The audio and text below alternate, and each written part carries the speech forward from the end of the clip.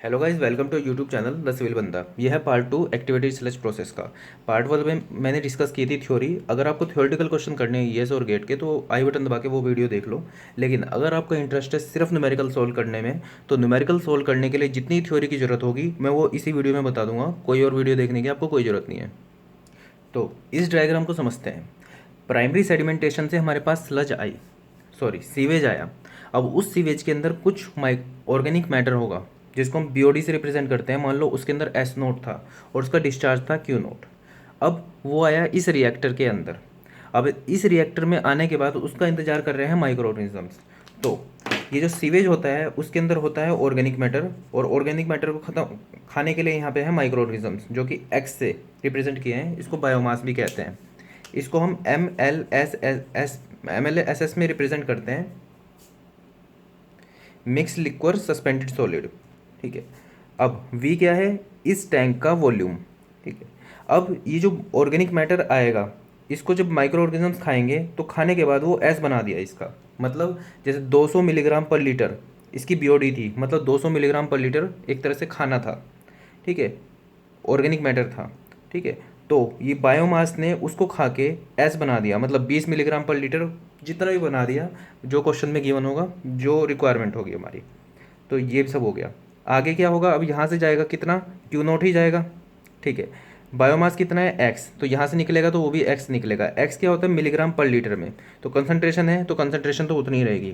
ठीक है, ये एस जाएगी आगे। अब क्या होगा, जब ये बायोमास इस ऑर्गेनिक मैटर को खाता है तो ये डिज़ोल्व फॉर्म में होता है पहले पीएसटी में जब आता है, और जब ये खाता है इसको तो ये स्लज की फॉर्म में इसको बना देता है और ये सस्पेंडेड फॉर्म में इसको छोड़ देता है। तो इसके लिए आगे हमारे पास तैयार होता है सेकेंडरी सेडिमेंटेशन टैंक। तो यहाँ पे हम इस जो स्लज को होता है इसको सेटल डाउन कराते हैं। ठीक है। तो देखो पहले यहाँ पे आई तो स्लज सेटल डाउन होगी तो यहाँ पे ऊपर थोड़ा क्लियर वाटर होगा, नीचे स्लज बैठ जाएगी।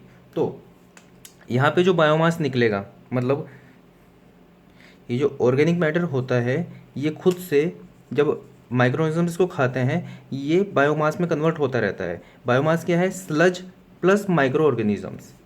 ठीक है, वो खुद से भी डिवाइड होते रहते हैं। तो वहीं पे मतलब इस बायोमास में टोटल माइक्रो ऑर्गेनिजम्स भी है और स्लज भी है।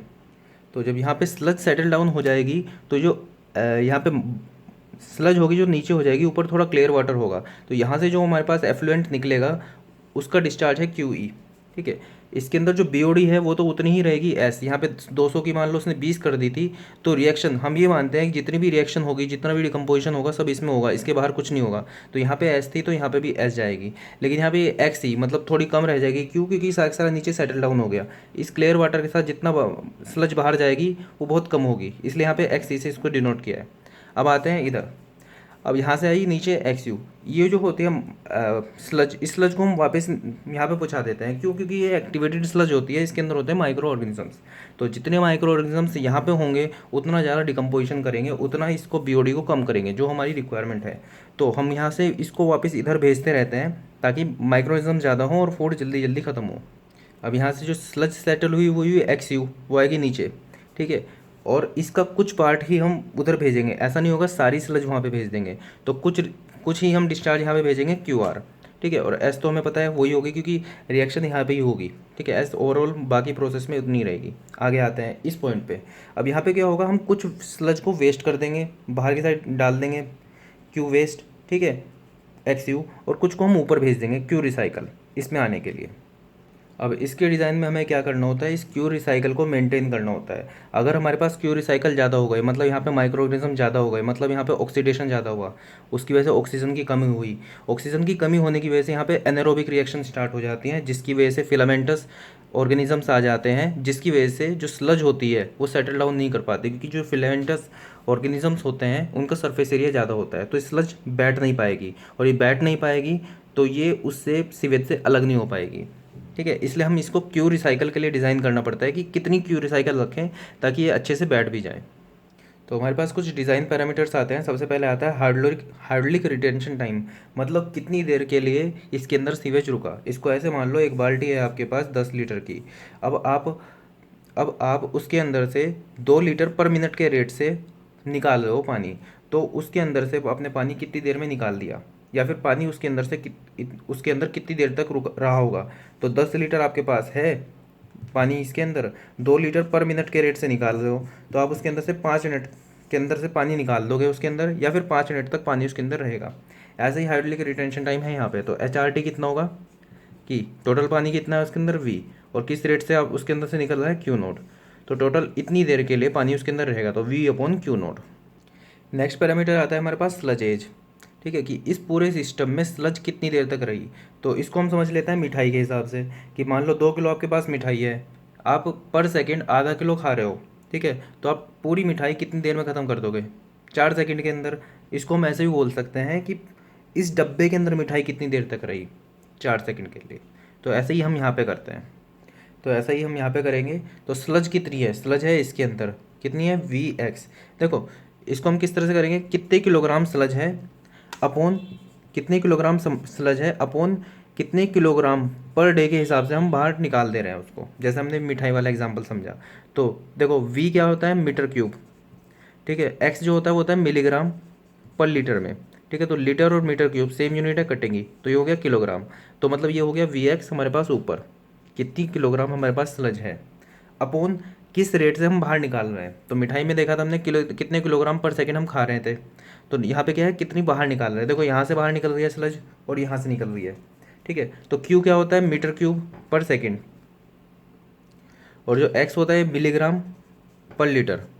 ठीक है, तो लीटर और मीटर क्यूब कटेंगे तो ये हो गया मिलीग्राम पर सेकेंड, तो वही किलोग्राम पर डे के हिसाब से हम यहाँ पे निकाल देंगे। तो ये कितना होगा, QE/XE से निकाल रहा है एक तो बाहर, प्लस QW/XU से बाहर निकल रहा है। तो ये हमारे पास हो जाएगी स्लज एज। तो स्लज एज का फॉर्मूला हमारे पास ये आ गया Vx/QE/XE प्लस QW/XU। अब ये जो यहाँ से स्लज निकलती है, तो यहाँ पे तो देखो स्लज बैठ जाती है नीचे, तो ऊपर क्लियर वाटर बचता है। तो यहाँ से जो स्लज निकलती है वो बहुत कम होती है, XE की वैल्यू बहुत कम होती है, तो हम इसको नेगलेक्ट भी कर सकते हैं। तो स्लज एज आ जाता है हमारे पास Vx/QW/XU। बाकी जो जिस तरह से क्वेश्चन में गिवन होगा वो वैसे करेंगे। नेक्स्ट आता है हमारे पास food to mass ratio. Food to mass ratio, तो फूड क्या है, जो ऑर्गेनिक मैटर बाहर से आ रहा है, Q0 S0। देखो Q0 कितना है, इसको हम ले रहे हैं मीटर क्यूब पर सेकेंड, S0 को हम लेंगे मिलीग्राम पर लीटर। तो ये लीटर से लीटर कैंसिल होगा, तो ये बन जाएगा किलोग्राम पर डे टाइप की चीज़। ठीक है, अपॉन बायोमास कितना है, हमने देखा था Vx को मल्टीप्लाई करते थे तो किलोग्राम बनता था, metre cube into milligram per litre, तो यहाँ पे आएगा मास, तो किलोग्राम। ठीक है, तो हम इसको लिखेंगे फूड टू मास रेशो हो जाएगा हमारे पास Q0 S0 अपॉन Vx। हमें यूनिट में ही खेलना पड़ेगा इसके न्यूमेरिकल करने के लिए। नेक्स्ट पैरामीटर हमारे पास आता है स्पेसिफिक सबस्ट्रेट यूटिलाइजेशन रेट। ये क्या होता है कि यहाँ से हमारे पास फूड आ रहा था इसके अंदर S0 BOD, उसके बाद वो S में कन्वर्ट हो गया। अब ये जो फूड है 200 से 20 मिलीग्राम पर लीटर में कन्वर्ट हो गया, तो बाकी फूड कहाँ गया। तो ये जो फूड कन्वर्ट हो जाता है हमारा बायोमास में कन्वर्ट हो जाता है। तो मतलब ये क्या होता है, रेशो होता है कि कितना खाना हमारा बायोमास में कन्वर्ट हो गया। जैसे 200 मिलीग्राम पर लीटर हमारे पास अंदर आई थी, वो 20 मिलीग्राम पर लीटर बच गई, तो मतलब 180 मिलीग्राम पर लीटर हमारे पास जो फूड था वो वो बायोमास में कन्वर्ट हो गया। तो 180 कैसा है, Q0 S0 माइनस S। ठीक है, इतना हमारे पास खाना जो है वो क्या कहते हैं ख़त्म हुआ, अपॉन कितने बायोमास में कन्वर्ट हो गया, V/X। तो ये हो जाएगा U। देखो QS की हमारे पास यूनिट में देख ली किलोग्राम पर डे, और Vx की हमारे पास पता है किलोग्राम, तो ये पर डे जो इसकी यूनिट होती है पर डे। ऐसे ही फूड अपॉन मास रेशो की भी पर डे होती है। नेक्स्ट आती है हमारे पास बायोमास कंजर्वेशन की इक्वेशन। तो इसमें हम क्या कहते हैं कि जो इसके अंदर बायोमास बना है, बायोमास प्रोड्यूस, ये क्या होगा कि या तो ये वेस्ट हो जाएगा सब, या फिर ये किल्ड हो जाएगा, ऐसे अलग से एक्स्ट्रा बचा हुआ नहीं रहेगा। ठीक है, तो बायोमास प्रोड्यूस कितना बायोमास बन रहा है, तो हमने देखा था Vx जो होता है वो किलोग्राम में होता है, Qx जो होता है हमारे पास किलोग्राम पर डे में होता है। अभी हमने देखा था जो फूड यूटिलाइज होता है वो ही बायोमास में कन्वर्ट होता है। तो फूड यूटिलाइज कितना होता है, हो रहा है Q0 S0 माइनस S। ठीक है, अभी जितना भी फूड यूटिलाइज हो रहा है ये सारा बायोमास में नहीं कन्वर्ट होता, इसका कुछ पार्ट बायोमास में कन्वर्ट होता है। वो पार्ट को हम फ्रैक्शन को मान लेते हैं y, क्योंकि जो हमारे पास BOD होती है फूड वो बायोमास में कन्वर्ट होता है। बाकी जो माइक्रो ऑर्गेनिजम्स होते हैं अपने एनर्जेटिक काम करने के लिए हम उसमें लगा देते हैं, डिवाइड करने में लगा देते हैं, कुछ पार्ट को ही स्लज में कन्वर्ट करते हैं। तो ये Q0 S0 माइनस S, ये क्या होगा, किलोग्राम पर डे टाइप। ठीक है, बायोमास किल्ड, कितना बायोमास किल्ड हो रहा है। किल्ड मतलब कि जब फूड यहाँ पे कमी पड़ जाती है उसकी, तो वो खुद से खुद को खाने लगता है, वो 1 डिग्री इरेक्शन होती है, तो उसको हम कह सकते हैं के D into V X. V X क्या है, किलोग्राम, और के डी कितना पर पर डे कितना वो अपने आप को ख़त्म कर रहा है, तो के डी इंटू वी एक्स क्या है, किलोग्राम में। हमने भी देखा था क्यू क्यू एक्स था हमारे पास kilogram per day, plus biomass waste कितना हुआ है, ये हुआ biomass waste Q E X E plus Q W X U. इसको हम देखेंगे किलोग्राम पर डे टाइप में होगा, ये भी किलोग्राम पर डे टाइप में होगा, ठीक है, ये भी किलोग्राम पर डे, तो दोनों साइड यूनिट बराबर है, इसको हम नेगलेक्ट कर देते हैं। अब इस पूरी इक्वेशन को हम वी एक्स से डिवाइड कर दें तो वी एक्स से कट जाएगा और यहाँ पे आ जाएगा वी एक्स। तो अभी हमने दो चीज़ पढ़ी थी, एक तो पढ़ी थी यू कितना बायोमास यूटिलाइज हुआ अपॉन कितना बायोमास बना, Q Q not S not minus S upon V X, और दूसरी हमने पढ़ी थी स्लज एज। स्लज एज कितना, कितनी देर तक स्लज यहाँ पे मतलब इस सिस्टम में है, तो किलोग्राम वी एक्स अपॉन कितनी बाहर जा रही है, क्यू डब्ल्यू एक्स यू। तो यू ये जो ये चीज़ हो गई, ये हो गई यू, तो U Y equal to K D plus, देखो थीटा क्या है हमारे पास, V X upon Q W X U, ये है हमारे पास स्लज एज, तो इसका जस्ट अपोजिट है, तो हमारे पास ये इक्वेशन बन के आ जाती है, डायरेक्टली पूछ भी ली जाती है। तो यहाँ से हम जो स्लज वापस भेज रहे हैं, एक्टिवेटेड स्लज मतलब माइक्रो ऑर्गेनिज्म बढ़ा रहे हैं यहाँ पे, ताकि जब यहाँ से खाना आए तो वो अच्छे से डिकम्पोज हो जाए।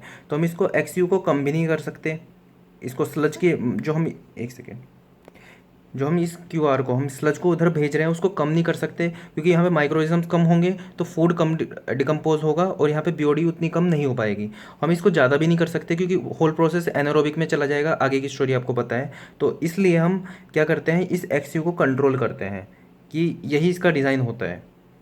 तो देखो इसके अंदर बायोमास कितना आ रहा है, तो इसके अंदर बायोमास यहाँ से यहाँ जा रहा है x you into Q R x you. इधर से भी आ सकता था लेकिन हम मानते हैं कि इधर से बायोमास कुछ आ ही नहीं रहा है, पीएचटी से जो आ रहा है, ये बराबर करते हैं कितना बाहर जा रहा है यहाँ से, Q note plus Q R x. इसको रीअरेंज करेंगे तो Q R upon Q note हमारे पास आ जाएगा x x upon X you minus X. तो यहाँ से हम क्यू आर की वैल्यू निकाल लेते हैं क्यू नोट को उधर भेज के, और हमें पता होता है कि हम अब कितनी हमें रिसाइकल करके हमें यहाँ पे भेजनी है। अब एक्स हमारे पास क्या है, एक्स है यहाँ पे वाला बायोमास, ठीक है, एक्स यू क्या है, जो यहाँ पे जो है बायोमास उसकी कंसनट्रेशन। तो इसको एक्स यू के निकालने के लिए हम डिफाइन करते हैं एस वी आई, स्लज वॉल्यूम इंडेक्स। इसके अंदर हम क्या करते हैं, यहाँ से स्लज उठाते हैं, एक्स हमने स्लज उठाई, तो मान लो 1 ग्राम हमने स्लज उठाई, उसको एक हमने ऐसे बॉक्स में रखा, उसको 30 मिनट के लिए हमने छोड़ दिया। तो 1 ग्राम जब हमने स्लज उठाई तो पहले इतनी थी, 30 मिनट के लिए जब उसको सेटल करने के लिए छोड़ा तो वो इतना मिलीलीटर सेटल हो गई। तो जितना मिलीलीटर यहाँ पे एक्स मिलीलीटर बची, ठीक है, इसको ही हम स्लज वॉल्यूम इंडेक्स कहते हैं, एक्स मिलीलीटर, और स्टार्टिंग में कितनी ली थी, ग्राम, तो इसको कहते हैं मिलीलीटर पर ग्राम, ठीक है। अब इसको उल्टा कर देंगे तो ये बनता है एक्स यू। तो हमारे पास ये क्या होता है, Q R upon Q not equal to X upon X U क्या है, एक्स यू है हमारे पास मिलीग्राम पर लीटर, और यहाँ पे कितना है मिलीलीटर पर ग्राम, तो इसको हम लिख देंगे 1/SVI, ठीक है। देखो मिलीलीटर पर ग्राम में है ये, हमें चाहिए कि ग्राम, हमें चाहिए मिलीग्राम पर लीटर में, ठीक है। तो इसको 10⁻³ से मल्टीप्लाई करेंगे, मिलीलीटर को लीटर में लीटर में कन्वर्ट के लिए 10⁻³ से डिवाइड करेंगे, तो यहाँ पे आ जाएगी इंटू 10⁻⁶, ठीक है, माइनस एक्स। तो हमारे पास एक्स यू की वैल्यू आ जाती है 10⁻⁶ upon sludge volume index. GATE 2012 का क्वेश्चन करते हैं। ये सब डेटा उसके अंदर गिवन है, क्वेश्चन के अंदर 2 क्वेश्चन करने हैं। पहला क्वेश्चन में दिया है कि फूड टू मास रेशो पूछा है, तो फूड टू मास रेशो कितना खाना अंदर आ रहा है एरेटर के अंदर, तो Q not S note, Q not S note, और कितना बायोमास बन रहा है, बायोमास बन रहा है वी एक्स। देखो Q not S note kilogram per day type की आती है और वी एक्स होती है किलोग्राम, तो ये हमारे पास आ जाएगा क्यू नोट कितना है 500, देखो यूनिट ही का ही खेल है पूरा इसके अंदर, मीटर के ऊपर हार, इंटू एस नोट कितना है हमारे पास 150 milligram per litre upon V volume कितना है 4000 मीटर क्यूब, इंटू एक्स कितना है हमारे पास, एक्स है हमारे पास 2000 मिलीग्राम पर लीटर। देखो ये मिलीग्राम पर लीटर, ये मिलीग्राम लीटर, ये डायरेक्ट कट जाएगा, ठीक है, और यहाँ पे मीटर क्यूब से मीटर क्यूब कटेगा, तो पर आर में इसका आंसर आएगा, तो ये आ जाता है, ये आता है हमारे पास 9.375 10⁻³ पर आर। इसने पूछा क्वेश्चन में पर डे, ठीक है, तो ये आएगा हमारे पास 0.225 पर डे। नेक्स्ट क्वेश्चन हमसे पूछा है कि मास बताओ जो जितना बाहर वेस्ट हो रहा है स्लज का, तो मतलब इस मास की वो बात कर रहा है। तो जो उसने स्लज बाहर हो रहा है, वेस्ट हो रहा है, उसकी जो उसने क्वेश्चन में यूनिट दी है, देखो तो ये दी है किलोग्राम पर डे। ठीक है, किलोग्राम पर डे। तो ये किलोग्राम पर डे जब हमारे पास यूनिट होती है तो यहाँ से जो क्यू डब्ल्यू एक्स यू, तो यहाँ पे मास नहीं पूछ रहा है, यहाँ पे रेट पूछ रहा है। तो क्यू डब्ल्यू एक्स यू, हमें पता है क्यू और एक्स को मल्टीप्लाई करते हैं तो हमारे पास किलोग्राम पर डे की ही यूनिट आ रही है, तो मतलब इसकी ही बात कर रहा है क्योंकि यही वेस्ट हो रही है। तो क्यू वेस्ट कितना है, वेस्ट कितनी हो रही है, तो हमें क्यू डब्ल्यू और एक्स यू दोनों की वैल्यू नहीं है, लेकिन हमें दे रखी है मीन सेल रेजिडेंस टाइम की वैल्यू, कि मतलब कितनी देर तक यहाँ पे स्लज रही। ठीक है, तो वो क्या होती है कि कितनी स्लज थी, स्लज कितनी थी वी एक्स, और किस रेट से बाहर निकल रही थी, Q W X you rate से, ये स्लज एज का वो फॉर्मूला। तो क्यू डब्ल्यू एक्स यू हमारे पास आ जाता है वी एक्स अपॉन थीटा। तो वी एक्स कितनी है हमारे पास 4000 इंटू एक्स कितना है हमारे पास 2000 अपॉन थीटा कितना है 240 आर। यहाँ पे जो सारी यूनिट है वो metre cube, milligram per litre और आर में। जो आंसर में पूछा है वो पूछा है किलोग्राम पर डे में। ठीक है, तो मिलीग्राम को किलोग्राम में कन्वर्ट करना पड़ेगा तो 10 पावर 6 से डिवाइड करना पड़ेगा, और डे में आर को डे में कन्वर्ट करना पड़ेगा तो 24 से मल्टीप्लाई करना पड़ेगा। तो इसकी पूरी मल्टीप्लाई 24/10 पावर 6 से करेंगे तो आंसर आएगा। यहाँ पे मीटर क्यूब और लीटर दे रखा है, तो क्या कहते हैं मीटर क्यूब को भी लीटर में कन्वर्ट करने के लिए, ताकि लीटर से लीटर कर सके तो मिलीग्राम पर आर को किलोग्राम पर डे में कर सके तो मीटर क्यूब को भी 10 पर 3 से मल्टीप्लाई करना पड़ेगा। तो ये हमारे पास आएगा 800 किलोग्राम पर डे। एक स्लज वॉल्यूम इंडेक्स का मोस्ट कॉमन क्वेश्चन है जो पूछ लिया जाता है इसमें आराम से, कि यहाँ से हमने जो क्या कहते हैं बायोमास उठाया एक्स, ठीक है 1 लीटर उठाया, उसके फिर 30 मिनट के लिए उसको रख दिया। ठीक है, तो जो उसका वॉल्यूम बैठा सेटल हुआ वो 200 मिलीलीटर सेटल हुआ, मतलब 200 मिलीलीटर सेटल हुआ जब 1 लीटर हमने लिया था। ठीक है, दूसरा क्या कि जब इसको सेटल्ड, इसको स्लज को हमने देखा इसकी कंसनट्रेशन, तो इसकी कंसनट्रेशन थी 2000 मिलीग्राम पर लीटर। 1 लीटर लिया तो 2000 मिलीग्राम पर लीटर थी इसकी कंसनट्रेशन। ठीक है, तो हमें स्लज वॉल्यूम इंडेक्स निकाल के दिखाना है। तो पहली बात तो स्लज वॉल्यूम इंडेक्स की बस यूनिट याद हो हमें तो हम सोल्व कर देंगे इसको। स्लज वॉल्यूम इंडेक्स की यूनिट थे मिलीलीटर पर ग्राम। ठीक है, तो ये क्या है 200 मिलीलीटर पर लीटर, तो 200 मिलीलीटर पर लीटर अपॉन ग्राम, तो ग्राम में चाहिए, ये कितना है 2000 milligram per litre, 2000 milligram per litre, litre से लीटर कैंसिल तो मिलीलीटर पर मिलीग्राम आ गया। हमें क्या चाहिए मिलीलीटर पर ग्राम, तो इसको 1000 से मल्टीप्लाई करेंगे तो ये कैंसिल, तो यहाँ पर आ जाएगा हमारे पास 100। स्लज वॉल्यूम इंडेक्स की वैल्यू रिकमेंडेड है कि 80 से 150 मिलीलीटर पर ग्राम होनी चाहिए। इसकी फिजिकल सिग्निफिकेंस क्या होती है स्लज वॉल्यूम इंडेक्स की, कि हमने 1 ग्राम यहाँ से उठाया तो कितना वो सेटल हो गया, मतलब कि जितना ज़्यादा मिलीलीटर वो सेटल हो रहा है, मतलब जितना ज़्यादा वॉल्यूम उसका आ रहा है, मतलब बल्कीनेस उतनी ज़्यादा है। देखो स्लज की बल्कीनेस कब ज़्यादा थी, जब हमने यहाँ पे ज़्यादा स्लज भेज दी थी। ठीक है, और एनारोबिक और प्रोसेस स्टार्ट हो गया था एंड ऑल। तो जिस टाइम पे स्लज वॉल्यूम इंडेक्स हमारे 150 से ऊपर चले जाएगी, मान लो 200 मिलीलीटर पर ग्राम चली गई, तो हम क्यू आर को वहाँ से कम कर देंगे। अगर जो एस बी आई की वैल्यू 80 से नीचे चली गई तो हम क्यू आर को बढ़ा देंगे। हम ये इस फॉर्मूले से भी देख सकते हैं, एस बी आई की वैल्यू ज़्यादा बढ़ेगी, ठीक है, तो इसको कम करने के लिए हमें यहाँ पे क्यू आर को कम करना पड़ेगा।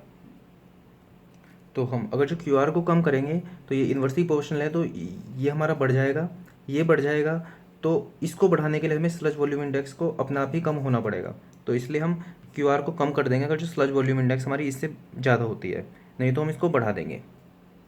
अब ये क्वेश्चन केट 2007 में पूछा गया है, एक बार पढ़ लेते हैं इसको। A completely mixed activity sludge process is used to treat 1 million litre per day. ठीक है, 1 million litre per day treat करना है, वो हो गया क्यू नोट। ठीक है, and having B O D 200 milligram per litre, तो जो इधर से 200 milligram per litre B O D आ रही है। ठीक है, और इसके अंदर जो कंसनट्रेशन है बायोमास की वो 2000 मिलीग्राम पर लीटर है टैंक के अंदर, और उसका वॉल्यूम भी गिवन है 200 मीटर क्यूब।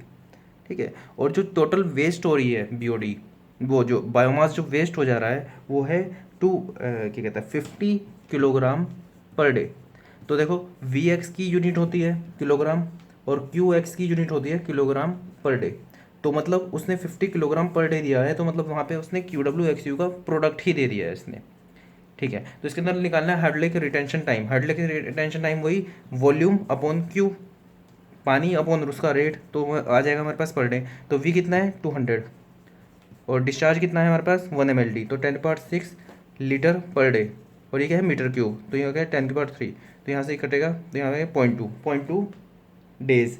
ठीक है, 0.2 डेज। इसके अंदर क्वेश्चन में जो पूछा है ऑप्शन 0.2 आर है, तो इसे आर्स में कन्वर्ट कर लेंगे 24, तो यहाँ पे जाएगा 4.8 आर्स। तो इसका ऑप्शन बी सही होगा। नेक्स्ट क्वेश्चन इसमें पूछा है, इसी क्वेश्चन पूछा है कि स्लज एज पूछी है इसके अंदर। तो स्लज एज हमारे पास क्या होती है कि कितना खाना है, खाना कितना है Vx, ठीक है, और कितना खाना खा लिया, ठीक है, मतलब फेंक दिया बाहर, तो वो हो गया QW/XU। तो Vx क्या है हमारे पास, Vx हमारे पास है वही 200 metre cube into 2000 milligram per litre upon QW/XU। इसकी वैल्यू दे रखी है 50 किलोग्राम पर डे। थोड़ा सोल्व करते हैं इसको। तो देखो इसके अंदर यूनिट में खेलना है, इसके अंदर यहाँ पे मीटर क्यूब है और यहाँ पे लीटर है, तो मीटर क्यूब को लीटर में चेंज करेंगे तो 200 इंटू 10⁻3 लीटर, लीटर से लीटर कैंसिल होगा, इंटू 2000 मिलीग्राम अपॉन 50 किलोग्राम है, तो इसको मिलीग्राम में करेंगे 10⁻6 किलोग्राम। डे ऊपर जाएगा तो यहाँ पे आ जाएगा डे में आंसर। तो 10⁻3 और 3 का 6, और 0 से 0, 5 4 जा 20, यहाँ पे आ जाएगा 8। तो इसका आंसर होगा 8 day, D option. So that's all for this class. Question हमने कम किए, लेकिन मैंने कोशिश की है आपको कि न्यूमेरिकल करना आपको आ जाए, ताकि और बहुत सारे आप न्यूमेरिकल कर सको। अगर इस वीडियो से आपके अंदर थोड़ी सी भी वैल्यू ऐड हुई है तो प्लीज़ वीडियो को लाइक कीजिएगा और चैनल को सब्सक्राइब कीजिएगा। Thank you.